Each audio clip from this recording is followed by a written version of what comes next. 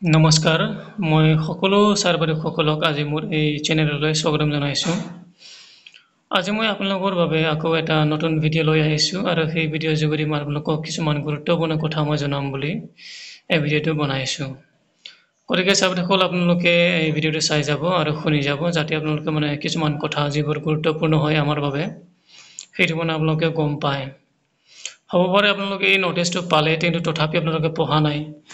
ঠিক আছে বা পঢ়িলেও কিছুমান কথাবোৰ বা পইণ্টবোৰ থাকি যাব পাৰে সেইকাৰণে মই এই ভিডিঅ'টো বনালোঁ। চাওক ছাৰ-বাইদেউসকল, যিটো আমি নাচ বুলি জানো, নেশ্যনেল এচিভমেণ্ট ছাৰ্ভে বুলি জানো, এই ছাৰ্ভেটো যোৱা 2021 চনত আছিলে, তেতিয়া এবাৰ হৈ গ'ল।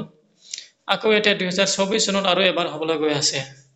এতিয়া এই যিটো ছাৰ্ভে হ'বলৈ গৈ আছে কিছুমান স্কুলত হ'ব, সকলো স্কুলত নহয়। গতিকে এই ক্ষেত্ৰত এতিয়া শিক্ষকবোৰৰ ভূমিকা কি আছে? আচলতে শিক্ষকৰ ভূমিকাটো আচলতে ক'বলৈ গ'লে বহুত গুৰুত্বপূৰ্ণ এই ক্ষেত্ৰত। কিয়নো চাওক, আপোনাৰ স্কুলত যদিহে চিলেক্টেড হয়, সকলো স্কুল যিহেতু চিলেক্ট নহয় এই নাচৰ ছাৰ্ভেৰ কাৰণে, বাই চান্স যদি আপোনাৰ স্কুলখন চিলেক্ট হয় এই নাচৰ ছাৰ্ভেৰ কাৰণে, তেতিয়াহ'লে আপোনালোকৰ স্কুলত যাব ছাৰ্ভেৰ কাৰণে। তাৰপাছত ক্লাছ 3, ক্লাছ 6 আৰু ক্লাছ 9 এই তিনিটা ক্লাছক ছাৰ্ভে কৰিব।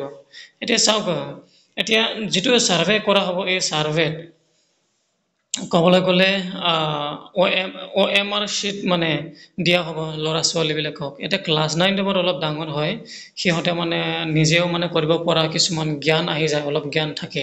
কিন্তু যিটো ক্লাছ 3 কিন্তু বহুত সৰু সিহঁতৰ কাৰণে। এতিয়া এইবাবে শিক্ষকসকলে ক্ষেত্ৰত বহুত ভূমিকা পালন কৰিবলগীয়া হয়। এতিয়া কথাটো হ'ল, এতিয়া যিহেতু সিহঁতে সৰু হৈ আছে, ক্লাছ 3 বা ক্লাছ 6, সিহঁতক এতিয়াৰ পৰা ট্ৰেইনিং দিব লাগিব। এই নাচৰ যিটো ছাৰ্ভে আছে, যিটো আমি এতিয়া পৰখ বুলিও কওঁ, এই পৰখ এই পৰখৰ যিটো ছাৰ্ভে আছে, এই ছাৰ্ভেৰ কাৰণে এতিয়া আমাৰ বাবে এটা উইকলি টেষ্ট শ্বেডিউল কৰা হৈছে, টাইম বা দিন ধাৰ্য কৰা হৈছে বা সময় বা তাৰিখ ধাৰ্য কৰা হৈছে। গতিকে এই সময়টো কেতিয়া আৰু কি ধৰণে আমি কৰিব লাগিব এইটো এতিয়া সকলোৱে এতিয়া জানিব লাগিব। কথাটো সেইটোৱে। এতিয়া চাওক, যিটো নাচ বা নেশ্যনেল এচিভমেণ্ট ছাৰ্ভে, যিটো আমি এতিয়া বৰ্তমান পৰখ বুলি জানো, পৰখ বুলি কয় আচলতে ক'বলৈ গ'লে। গতিকে এই পৰখৰ যিটো হয় ছাৰ্ভে, সেইটো যিটো মেইন ছাৰ্ভে, এই মেইন ছাৰ্ভেটো ডিচেম্বৰ মাহত হ'ব, 4 তাৰিখে এইটো দিন ঠিক কৰা হ'ল, তাৰিখটো ঠিক কৰা হ'ল। এতিয়া এই তাৰিখৰ আগতে, যিহেতু এই তাৰিখত যেতিয়া এই ছাৰ্ভেটো হ'ব, মেইন ছাৰ্ভেটো পৰীক্ষাই কওঁ আৰু দেই, মই ছাৰ্ভে নকওঁ এতিয়া, এই পৰীক্ষাটো বা মূল্যায়নটো যেতিয়া হ'ব, এই সময়ত শিক্ষকসকলৰ ল'ৰা ছোৱালীক পঢ়োৱাৰ বা শিকাৰ কোনো সময় নাথাকে। সিহঁতক শিকাই দিয়াৰ সময় নাথাকে। গতিকে সিহঁতক সাজুটো কৰাব লাগিব নহয়। গতিকে এই সাজু কৰাবলৈ এতিয়া সকলো শিক্ষকসকলৰ বাবে বা স্কুলসকলৰ বাবে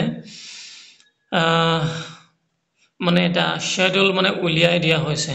ঠিক আছে, মই এতিয়া এইবোৰ আপোনালোকে এতিয়া দেখুৱাই দিছোঁ। প্ৰথমতে জানি লওক, এতিয়া ক্লাছ 3 আৰু ক্লাছ 6 আৰু ক্লাছ 9 এই তিনিটা ক্লাছবোৰক মূল্যায়ন কৰা হ'ব। এতিয়া ক্লাছ 3 আৰু ক্লাছ 6ৰ কাৰণে তিনিটা ছাবজেক্টত মূল্যায়ন কৰা হ'ব। সেইবোৰ হ'ল লেংগুৱেজ, মেথমেটিক্স, এনভাইৰনমেণ্টেল ষ্টাডিজ। এতিয়া লেংগুৱেজ বুলি ক'লে ইংলিছ মিডিয়াম হ'লে ইংৰাজীত হ'ব, আকৌ যদি আছামিছ মিডিয়াম হয় তেতিয়া আছামিছত হ'ব। কথাটো সেইটোৱে।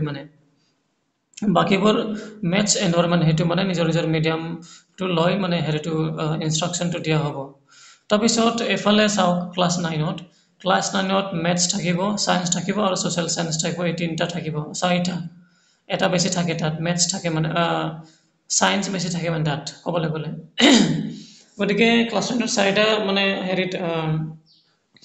ছাবজেক্টত কৰা হ'ব, ছাৰ্ভে কৰা হ'ব বা মূল্যায়ন কৰা হ'ব, এইটো মনত ৰাখিব। এতিয়া কথাটো হ'ল, এই যিটো ছাৰ্ভে হ'ব, এই ছাৰ্ভেটো ডাইটৰ পৰা পঠোৱা হ'ব। ডাইটে গোটেই কামত দায়িত্ববোৰ ল'ব। ডাইটে কিছুমান মানুহ পঠাব ইনভিজিলেটৰ হিচাপে। সিহঁতে ডাইটত যিকেইটা প্ৰশিক্ষণ লৈ থাকে BEdৰ বা DLEdৰ সেই সকলক মানে সিহঁতে পঠায় মই কথাটো একদম ডাটি কৈছোঁ মানে 100% গেৰাণ্টি দি কৈছোঁ কাৰণ মইও যেতিয়া ডাইটত আছিলোঁ তেতিয়া আমাক পঠাইছিলে নেশ্যনেল এচিভমেণ্ট ছাৰ্ভেৰ কাৰণে 2021 চনত গতিকে মই জানো এই কথাটো তাৰ কাৰণে মই আপোনালোকক কৈ দিছোঁ যে মানে এই ডাইটবোৰে যিহেতু মানে তেওঁলোকে গোটেই হেৰিটো ছাৰ্ভেটো কৰে তেওঁলোকে মানে মানে তাৰ পৰাই ডাইটৰ পৰাই বা কলেজৰ পৰাই মানুহ পঠাব মানে ইনভিজিলেটৰ হিচাপে যিটো প্ৰশিক্ষণ লৈ আছে মানে তেওঁলোকক মানে পঠাই দিব সেইবোৰ মানে কথাটো এতিয়া OMR sheet আনিবা তেওঁলোকে তাৰ পৰা কলেজৰ পৰা OMR sheetটো আকৌ যেতিয়া দিব ক্লাছ 3 দিয়া হ'ব আপুনি ভাবি চাওক কিমান হেৰি হয় মানে কিমান কষ্ট হ'ব এই ক্লাছ 3 একো নাজানিব সিহঁতে মানে এতিয়া যি ধৰণৰ মানে হেৰি OMR sheetত মানে সিহঁতে ফিল আপ কৰিব লাগিব সেইটোকে আমি মানে এতিয়া শিক্ষয়িত্ৰী হিচাপে আমি সিহঁতক এতিয়া শিকাব লাগিব মানে কি ধৰণে কৰা হয় মানে এইটো প্ৰেক্টিচ হিচাপে আৰু ক'বলৈ গ'লে এইটো প্ৰেক্টিচটো আমি কৰাব লাগিব এই প্ৰেক্টিচৰ কাৰণে এতিয়া মানে দিন ধাৰ্য মানে কৰাই দিয়া হৈছে গতিকে এইটো চাওঁচোন কেতিয়া আহক আমি তললৈ যাওঁ তললৈ আমি দেখি পাম এইটো চাওক weekly test schedule for school level চাওক ফাৰ্ষ্ট উইক অক্টোবৰ এইটো মাহৰ পৰাই ধৰক 14 তাৰিখ মানডে তাৰপাছত আকৌ নেক্সট উইক অক্টোবৰ 21 তাৰিখ মানডে আকৌ তাৰ পাছত আহিব 28 তাৰিখ অক্টোবৰ মানডে তাৰপিছত November 4 Monday November 11 Monday November 18 Monday November 25 Monday এই 1 2 3 4 5 6 দিন মানে ধৰি যিমানবোৰ শিক্ষয়িত্ৰী আছে এতিয়া এই নিজৰ স্কুলৰ ক্লাছ 3 ক্লাছ 6 আৰু ক্লাছ 9ৰ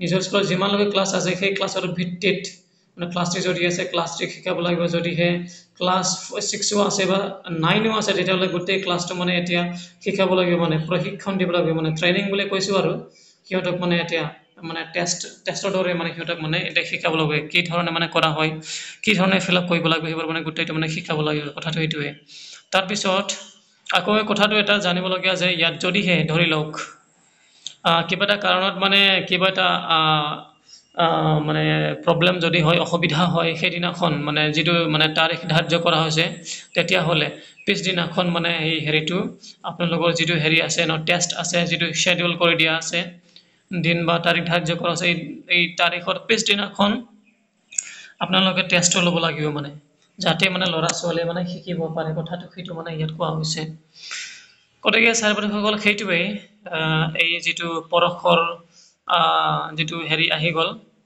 মানে ছাৰ্ভে আহি গ'ল বা মূল্যায়ন বুলি কৈছোঁ আৰু এই মূল্যায়নৰ কাৰণে এতিয়া সাজু হওক ল'ৰা ছোৱালীক মানে ভালদৰে মানে সাজু কৰি থওক যাতে মানে সিহঁতে নিজে ইণ্ডিপেণ্ডেণ্টলি কাৰো ওপৰত নিৰ্ভৰ নকৰাকৈ মানে এই হেৰিটো মূল্যায়নত মানে তেওঁলোকে আগভাগ লৈ মানে কামটো সম্পন্ন মানে কৰিব যাতে সিহঁতে পাৰে সেইটোৱে মানে আচল কথাটো মানে ক'বলৈ গ'লে এতিয়া মানে এই কথাটোকে কৈ আপোনালোকক মানে এই ভিডিঅ'টো সামৰিছোঁ গতিকে ছাবস্ক্ৰাইব কৰিব চেনেলটো লাইক আৰু শ্বেয়াৰ কৰিব সকলোৰ লগত যাতে সকলোৱে এই খবৰটো পায় ধন্যবাদ